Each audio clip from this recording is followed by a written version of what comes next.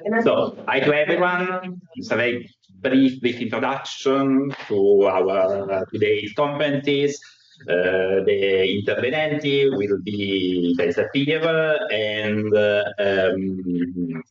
Tereza Horáková. It will be a very short session. The theme, as you saw from the titles, is all about religion and body hair. So it will be kind of interesting to see how body hair interacts with religious iconography. Just to give you a very short introduction about the theme, the chronology of the two conferences will be 500 and 300, more 16th and 17th century, Sacri, Monti and Ribera. So it would be in between Spanish Italy, Lombardy and Spain. Just to give you a very short introduction about the theme, I was thinking about, you know, that Alberti in the Internazionales, these are like comic text in Latin, written in between 1420 1440. He wrote a very short comic text. It's called Somnium. At the very end of the text, imagines a world of body hair and hair, a complete world with river made of body hair, with mountains made of body hair. And all around this incredible world, there are all gods from the ancient religions that are going around looking through the body hair to eat something that could make them look wise. So I think that this very short passage is a dialogue, so there's a description of this work, can give you access to what we are going to say today. I will not read the Latin version, so you will have to accept the translation, the Italian translation from the National Edition of 2010. La mia navigazione fu comoda e sicurissima. La vecchia da me amata mi si offrì ridendo con la sua bocca sdentata. La ringraziai e appena fui sull'altra riva del fiume vidi prati estesissimi in cui al posto di steli e foglie d'erba crescevano chiome e barbi d'uomini, capelli di donne, crini di cavalli e perfino criniere di leoni, asì che non c'era angolo di prato che non apparisse coperto di tal pedame. E quanti vidi lì dei del cielo, perduti nei sogni che scavavano non so che radici, che chi le mangia sembra sagace e dotto pur non essendolo affatto. I think that it's a good introduction to see how these two poles will work today. And I give the word to Itay Sapir, that is Professor of Art History and Department Chair at the Université du Québec at Montréal.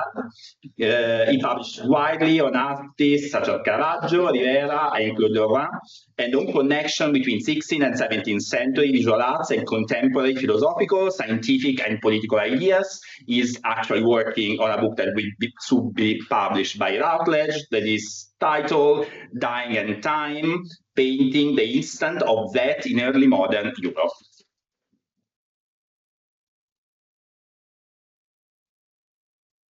Thank you very much for this introduction. I'm not the department chair anymore, unfortunately. I'm a sabbatical, so that's the first good news of the day.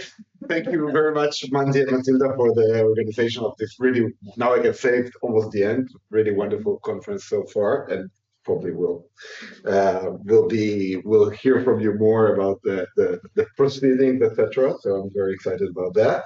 And thank you to the NIKI for organizing it and to bring me back to a Dutch environment, because I have a Dutch academic past, so I'm happy to always go back.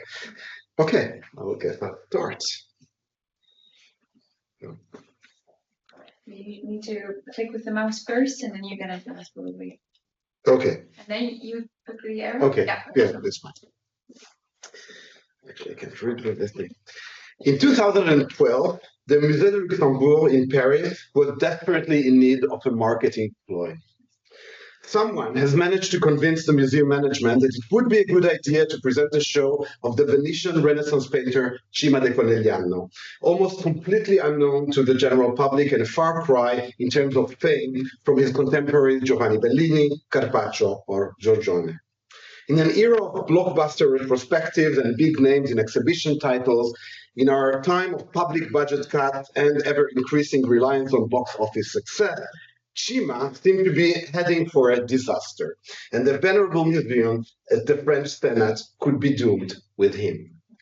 The communication team saved the day by centering the whole marketing strategy not on Cima's achievements as an artist, but on one of his panels, representing a figure known nowadays as an erotic icon, particularly for the gay community, Saint Sebastian. The promotional video for the exhibition, to take an extreme example, had little to do with Venice, the Renaissance, or painting at all. Its main message was, come see this athletic, boyish, sexy young man. And now I have the video, which is really funny.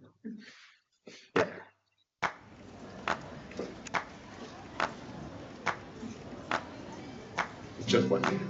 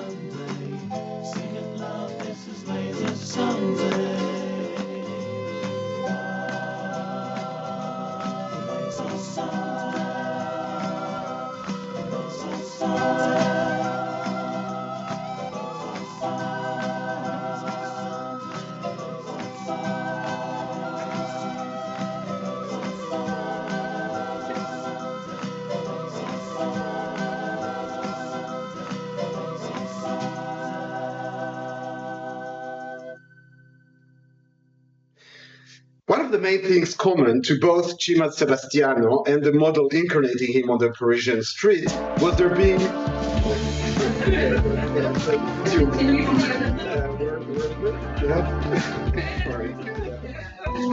Well, you know the punchline of the next sentence.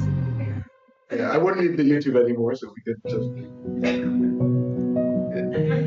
go on for 20 minutes. Thank you. So one of the main things common to both Cima Sebastiano and the model incarnating him on a Parisian street was their being completely hairless. The forms of their perfect bodies emphasized by the total absence of any obstacle to absolute visibility, be it some natural capillary expressions. Indeed, at least in this sense, the Parisian decision makers were faithful not only to Cima, but also to a longer historical tradition. A quick look at any random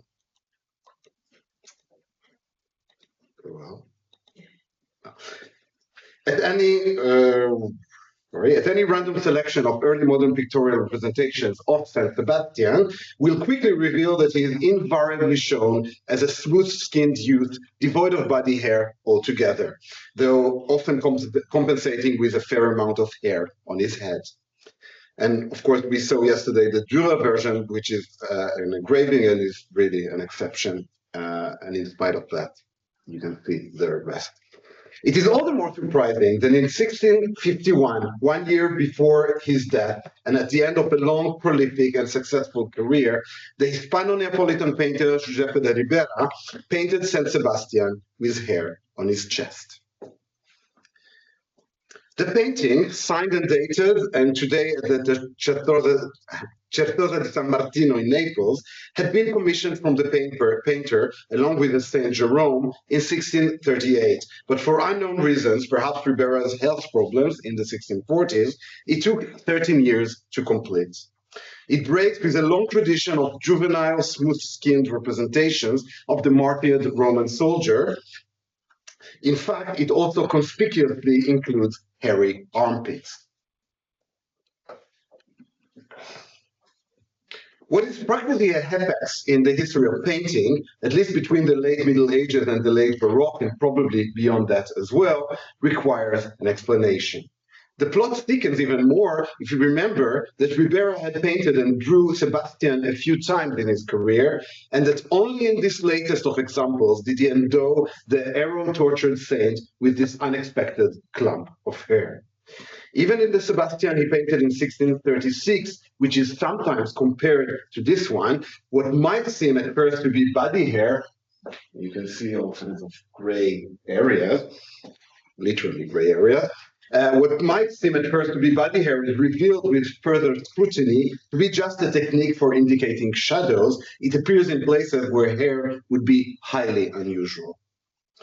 I would like to claim that more than a passing caprice, this late-life artistic decision is connected to broader general issues and to aspects prevalent in Ribera's art.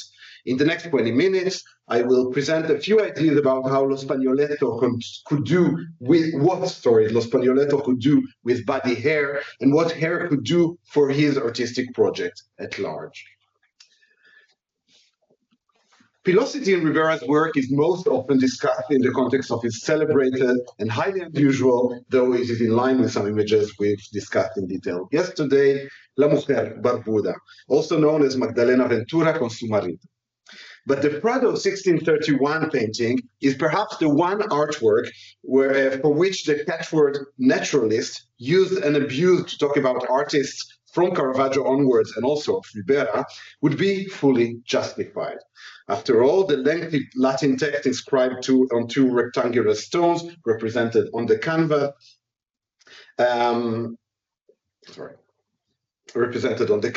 says as much. It is a miracle of nature that we see here. The inscription then gives us all the relevant facts about the unusual fate of La Señora Ventura, creating an equivalent of sorts between visual representation and biographical information. The presence of hair, facial rather than bodily, though the existence of the latter could be intuited, as the records tell us Ventura's whole body was suddenly covered in hair at the age of 37, the real-life hair is the raison d'être of the painting and not an artistic choice per se. If Ribera's artwork tells us something about hair, it is about pilosity in the world rather than the aesthetic role of body hair in art.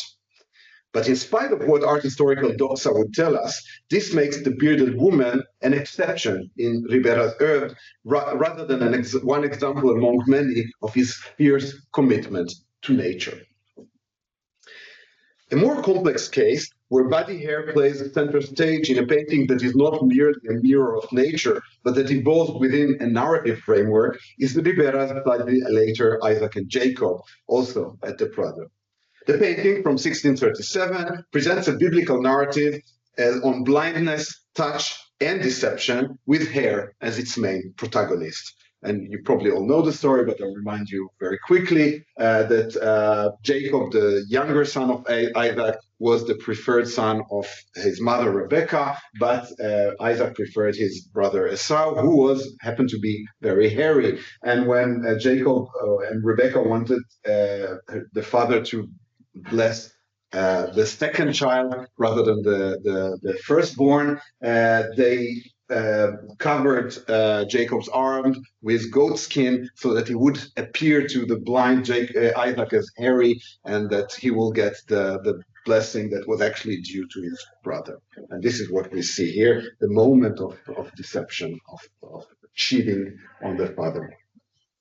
As I've shown elsewhere, and bear with me as it is this slightly lengthy excursion through this painting, treatment of ocular deficiencies is one of Ribera's staple motives and seems to indicate insistence on the limitedness of sight. This artwork may appear to be a typical example of this thematic cluster. And yet, even before addressing Ribera's painting, the biblical story that I just told you, the biblical story itself, seems ambiguous. It is the total, literal lack of sight that prevents Isaac from realizing that he is being deceived. Thus, the problem is not the shortcomings of the functioning eye, but precisely the indispensability of sight for knowledge of the world. Might we consider Ribera's painting then a eulogy of sight?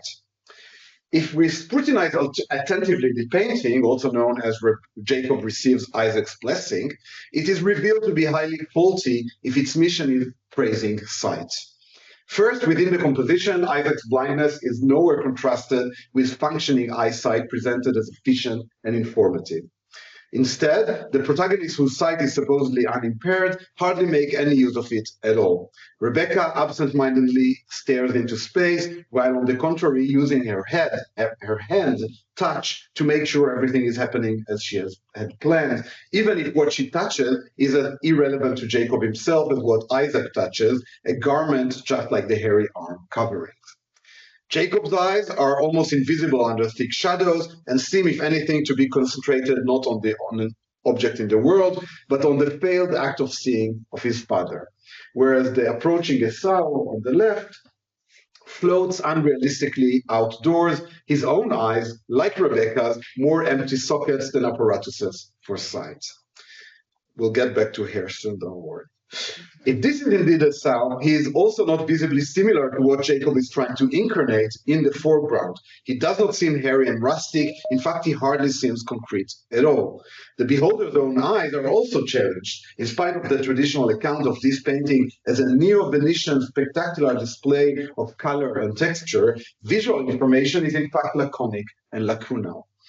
The transition between inner space and outdoor landscape is unclear. The unarticulated black rectangle, presumably a wall, relinquishes any pretension to objective nature, and its spatial relation with the red curtain remains difficult to fathom too. The only areas of the painting painstakingly rendered are those most appealing and seductive for the sense of touch. Isaac's wrinkled face, Jacob's arm covered in goat skin, erotically then, a local feast for the spectator's eyes, while crucially invisible to Isaac, and the magnificent still life to the right, here, with the knife thrust in the footstuff, the ostentatious trace of a manual act foregrounding texture and material resistance rather than visuality. There are other details worth mentioning, but for the sake of time, I'll just sum up and say that while lack of eyesight makes us easy victims of trickery, like Isaac is here, and as the story makes clear, the possession of it, the functioning eyesight, hardly protects us from false assumptions, privation of knowledge, and even outright deception. Isaac and Jacob is then part and parcel of Ribera's long-standing paradoxical project through which he, a painter, sought to position himself as an advocate of a re-hierarchization of the senses and specifically of the rehabilitation of touch, challenging the lofty stages of sight, both in European culture in general and more specifically in the milieu of painters. And in this case, hair is the element around which the whole issue pivots, and not only because this fake hair is literally at the center of the composition. It is also, presumably, the most tactile of body parts, or rather bodily tissues, the one that most assuredly can confirm or negate a personal physical identity if eyesight is absent. Moreover, Isaac's relation with the hairy substance is not frontal, as the quintessentially visual perception of paintings requires. It is a perception from within, as he inserts his fingers into what he believes to be hair. Hair is also, in a common connotation we heard a lot of so far in this conference, the beastly part of humanity. And here an animal of fairy hide is made to cover or cover for the vulnerability of hairless skin, just like conversely it makes St. John the Baptist more savage and less prone to complacency with the corrupted society surrounding him. Hairless Jacob is perhaps more refined, indeed smoother in every sense of the word than his brother, but at the moment of truth, he has to wear non-human hair if he aspires to prosper. The link between hair and different sensorialities is perhaps the key to the mystery of Saint Sebastian, of our Saint Sebastian, to which we now return. In the substantial but not overwhelming scholarship on Ribera, this late painting has drawn little attention. It is often mentioned briefly or ignored altogether in monographies and catalogues. And the presence of body hair in it is at best described in passing without insisting on its exceptionality.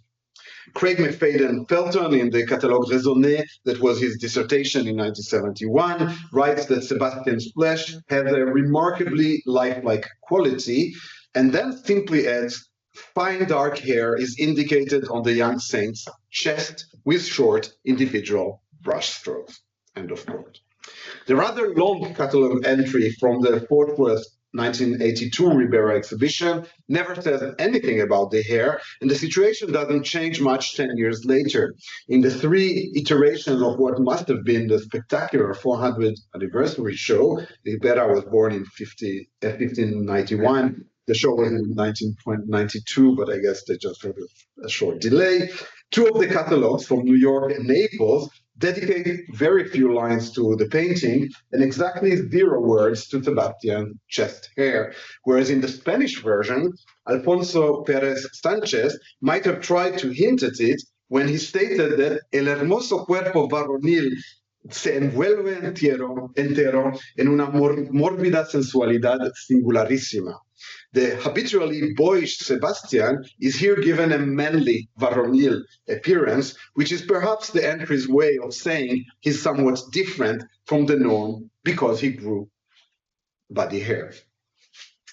More recently, Edward Payne's text from the catalogue of the wonderful 2024 Paris exhibition is more explicit. The painting that concluded the show's roughly chronological trajectory se distingue par le traitement naturaliste du corps du jeune saint, à commencer par la représentation de poils sur sa poitrine et l'accent mis sur son expression extatique.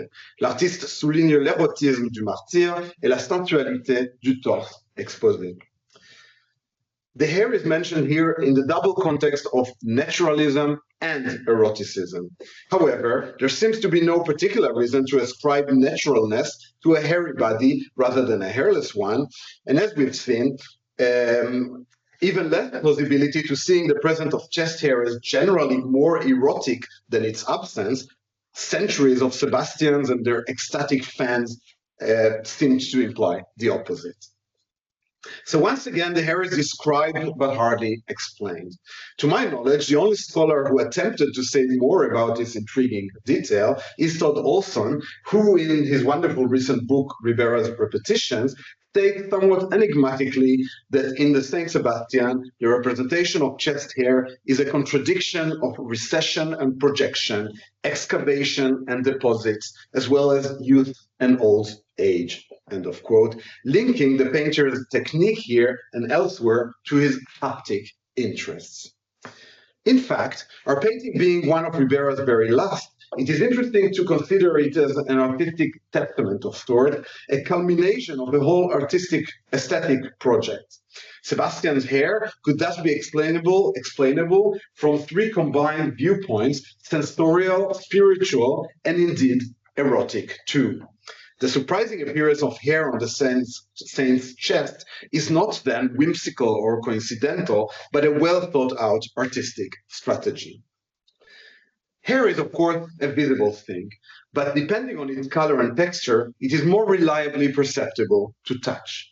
On the other hand, while smooth skin also provides a haptic experience, it is somewhat monotonous. Touching body hair is an exploration of innumerable details of a complex, rugged landscape and ever-varied density.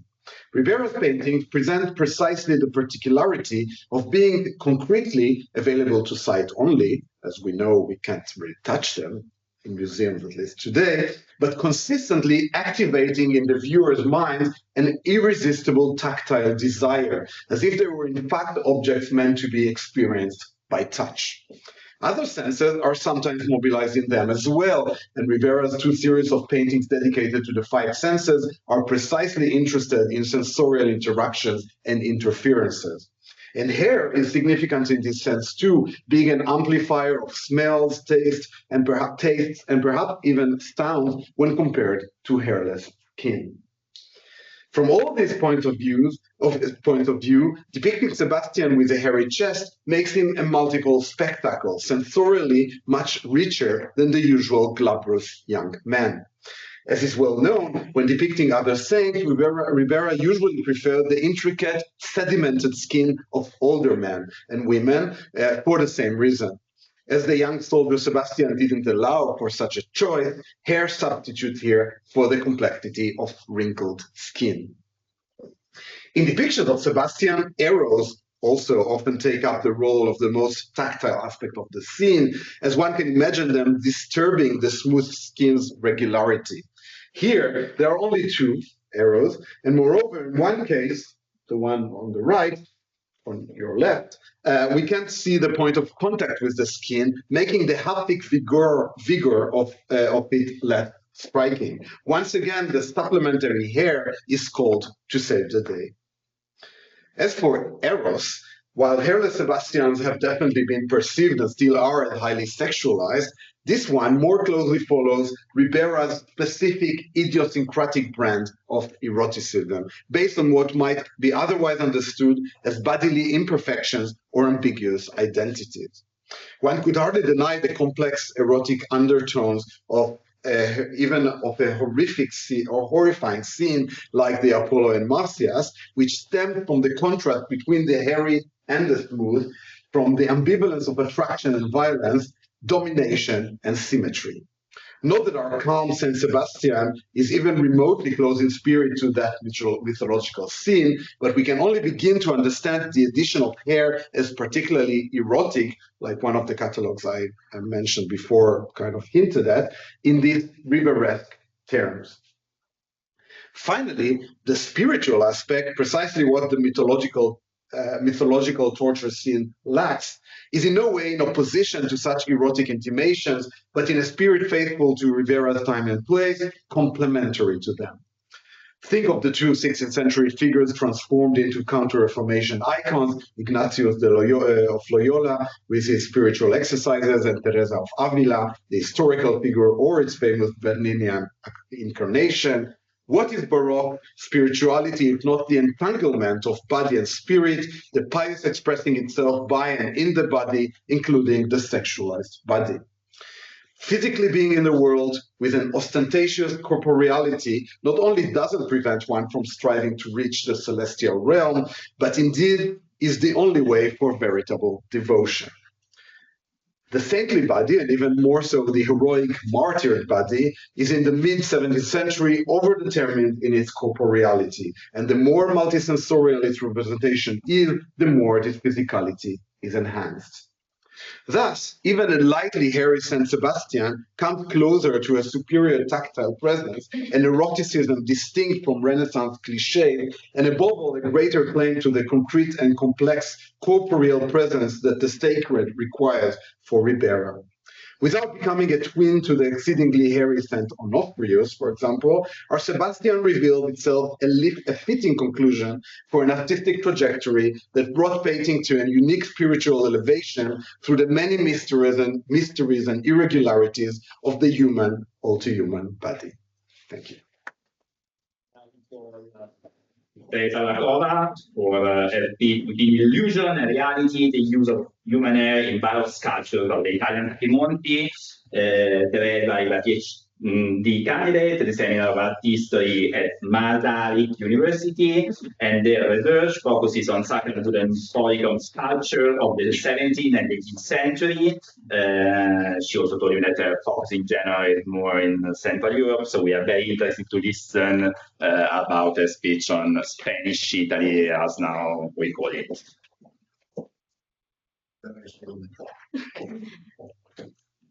Okay, I will put away Ribera. Yeah. Thank you, Tommaso, for a nice introduction. Despite being in a religious art section, I would like to begin my talk introducing you about the topic of using a human hair as a creative material.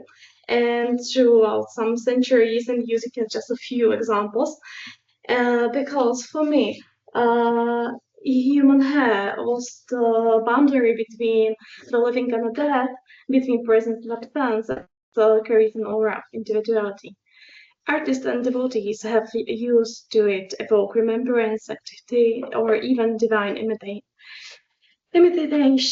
In Christian art, hair has long served both as a relic and as a metaphor for humility or mortality, as we saw in our introduction by Mathilda and Mandy yesterday.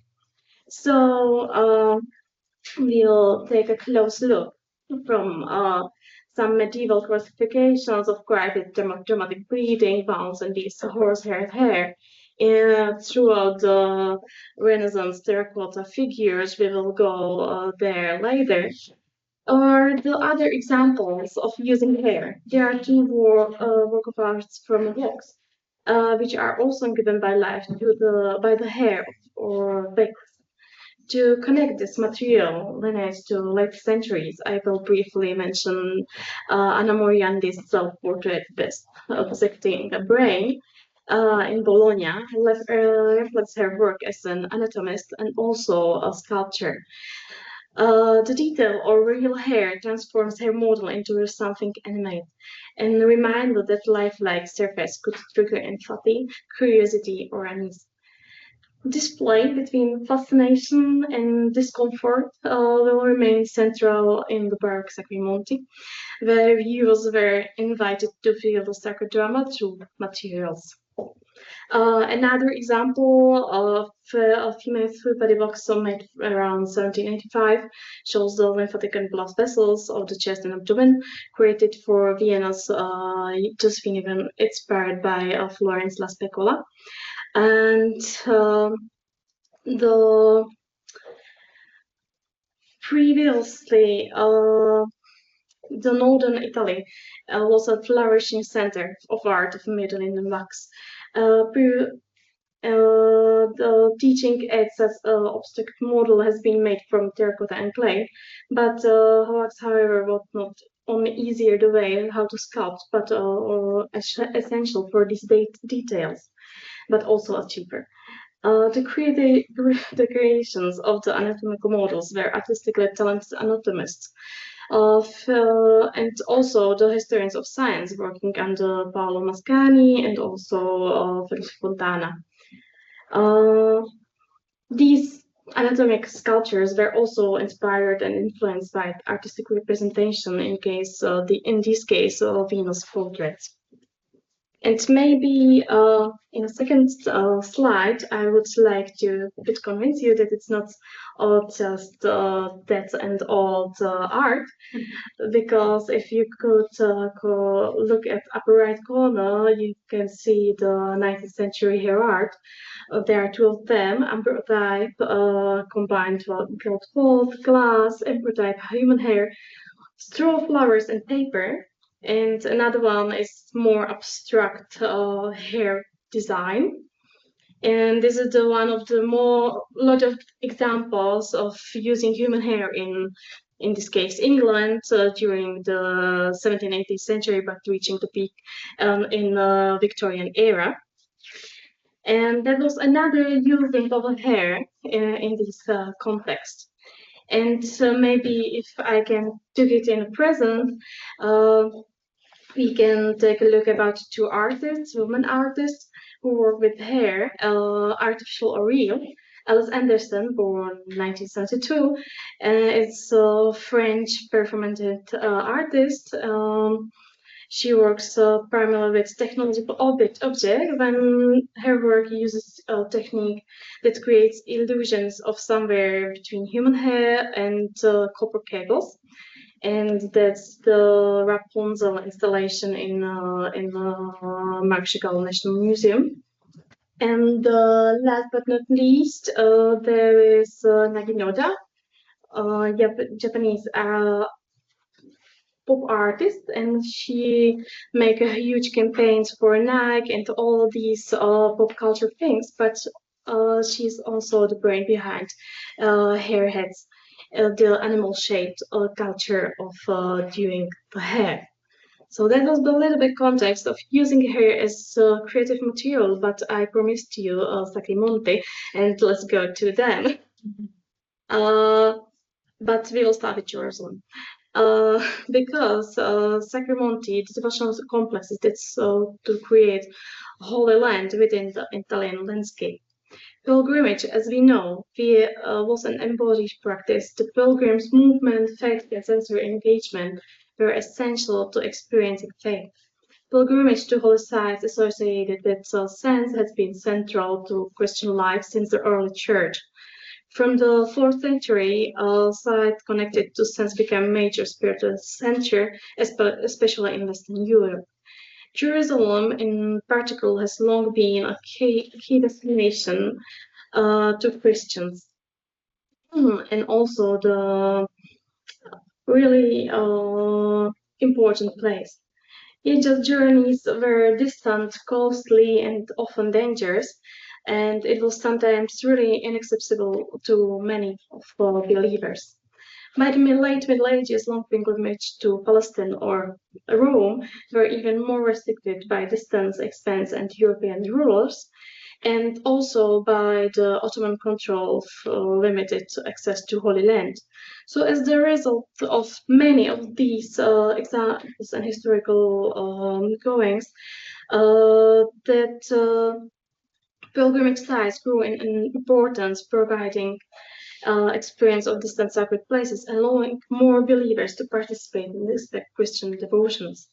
These local sanctuaries offered a mediated experience of distant holy places, effectively multiplying them within reach of European pilgrims. The idea took the concrete form of 15th century through the creation of the holy mountains. I will use Sacri Monti. It's more for me. It's easier to call them Sacri Monti, which should evoke the atmosphere of sacred sites by means of architecture, sculpture, and pictorial decoration. One of the earliest and most important of these 9 sites was Barallo, founded in 1491 by Franciscan friar Bernardino Cammi.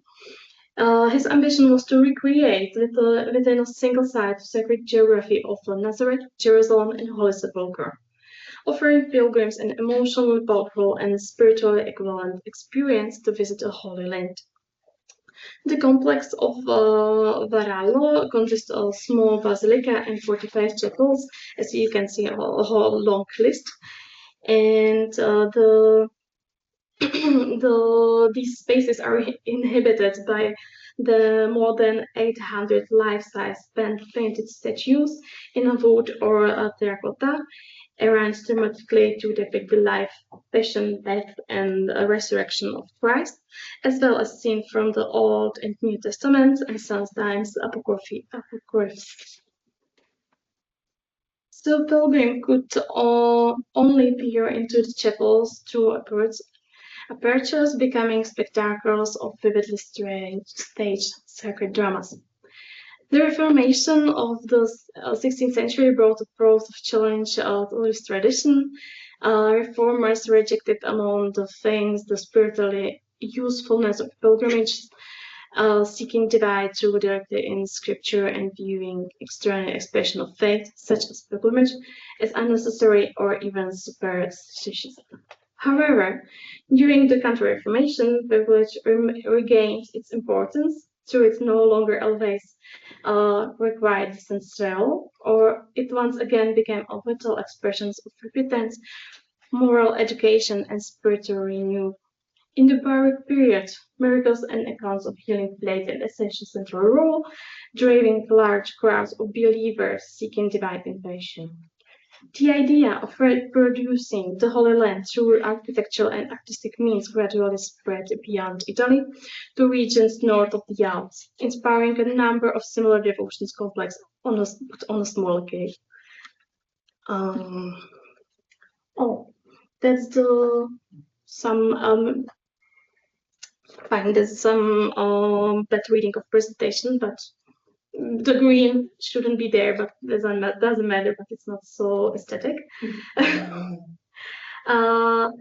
Holy mountains and more generally narrative chapels, decorated with sculptures and built as a part of Baroque devotion, but in the case of Brno, we are talking about the early period, were intended to target the viewer's senses to create an overall experience and draw them into the story, using various tools to achieve this.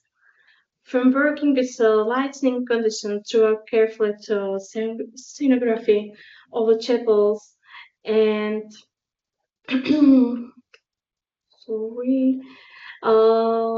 bel composto in connection with architecture, painting, and sculptures, to of course very expressively crafted works.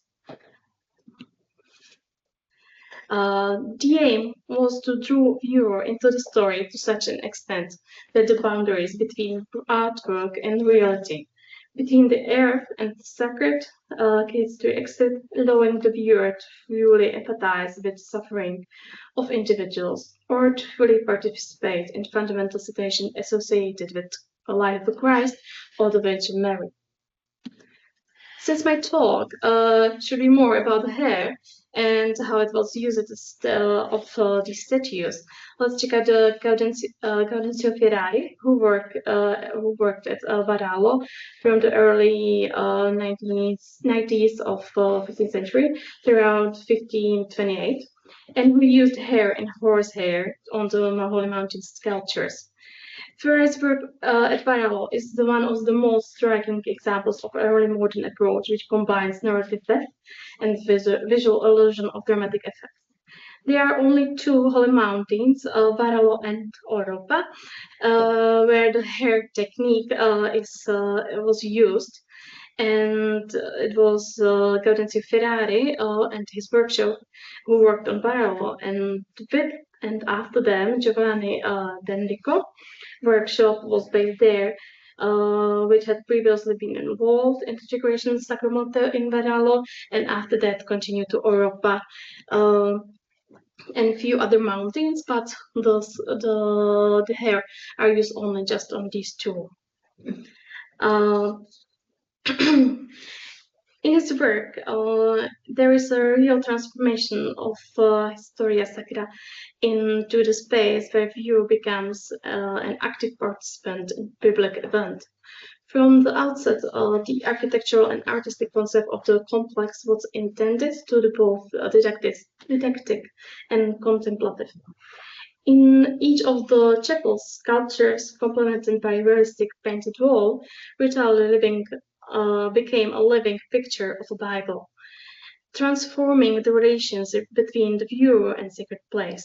The pilgrim was no longer an observer, but was drawn into the dramatic action taking place right before his eyes. This approach was revolutionary in many ways. Each chapel became a stage on which action took place in real time, and the pilgrim became both a witness and a participant in this event until the end of the 16th century, because visitors could walk in this time. Visitors could walk through the chapels and confidently perceive the entire scene, even touch it, but after that no longer more. I will take a look at the most famous and comprehensive Gaudencio's work of art is what is the Crucifixion Chapel on Varallo, built 1515, somewhere middle of 1515 and 1520, and the chapel was first described in 1566, a guide to the New Jerusalem, and explicitly attributed to Gaudencio, who designed the whole orchestra or chapel to fusion and different media into the harmonious whole with the help of local artists, of course, because it's a really large chapel. The Calvary offered pilgrims an unprecedented viewing experience. Architecture, sculpture, and painting crossed media boundaries. Figures projecting from painting backgrounds and diverse materials blended 2- or 3-dimensional representations in realistic mimesis. The circle diorama envelops viewers, organizing space through terrain, colors, and gestures rather than the picture perspective. Gaudencio's illusion erased the narrator, immersing pilgrims in a virtual scene where they became both spectators and participants, as I said. To achieve this effect, he employed a remarkable variety of media, making the Calvary a prime example of polymateriality. Wax, light, and easily applied to curved surfaces was used for textile patterns, detailing, and stars and leaves. Mortar and stucco formed helmets, weapons, tips, and coats of arms, while armor of weapons were covered with thin leaf, often gilded in wax or stucco using punches. Horsed harnesses featured ornaments in stucco, wax, glow, paper, and metal leaf. Also, the Christ dies were carved in a stone and painting, and it was added a real human skull in foot of the cross. And in the 16th century, pilgrims exhausted from climbing to Sacramento and entered the dark, cavernous Calvary Chapel. A small opening allowed little light to sculptures and painted figures emerged gradually aimed at glints of gold, and trembling leaflets from lacquering surface, illuminated by lanterns carried by Franciscan monks, or placed around the room. The effect must be really mesmerizing. Gaudenzio, drawing on his experience in ephemeral and spectacular art, blended media and manipulated space to create powerful surrogates of reality. His total environmental at the early Sacramento engaged viewers emotionally, allowing them to circulate among the sculptures below. The chapel's design offered infinite viewpoints and sense of shared space with the scenes, creating an art form without the frames, one of the transcendent traditional representation and immersed the beholder into Christ's life. Life-size sculptures are arranged so their gestures, gaze, and composition create a clearly legible dramatic situation. Initially, Gaudenzio worked with wood and live sculptural material that was not only local but also commonly used in this kind of sculptures. But later he switched to terracotta, occasionally using polychrome wood for functional reasons. But we can imagine that the increased piece of work made terracotta a better choice for modeling flexibility of clay and also making the work faster because there was a really big amount of these chapels. The wall paintings then expand the space of the scene, the figural groups continue into the depth, and architecture opens into the visual, and viewer feels they are entering the actual action. This aspect of embodying the sacred action in space, in material reality, became a characteristic feature of the entire Sacramento phenomenon. Each chapel represents a single moment, but together they form a whole reminiscence of living Theatrum Sacrum. Sorry. The sculptures that inhabit the individual chapels are not only bearing the theological message, but also appears as living beings embodied in a specific space and light. Ferrari and his collaborators used a variety of materials, as I said, terracotta, wood, textiles, and organic elements such as horsehair, to create the illusion of life. From preserved sources, we know that some figures had real hair, beards, or eyelashes which were attached to the model with wax or animal glue. This approach had not only technical but also spiritual significance. The believer had before him a figure that appeared almost human and could thus experience immediate encounter with the sacred. It was precisely this type of realism that was fundamental to Baroque aesthetic, which emphasized emotional impact on these spiritual experience. The realism of his sculptures always serves a theological purpose, to convey to the viewer the experience of Christ's suffering and grace throughout the scenes. Within Sacramento, material diversity is an important aspect of overall composition. Preserved descriptions and restoration reports also confirm that some sculptures had even horsehair or clothing made by fabric.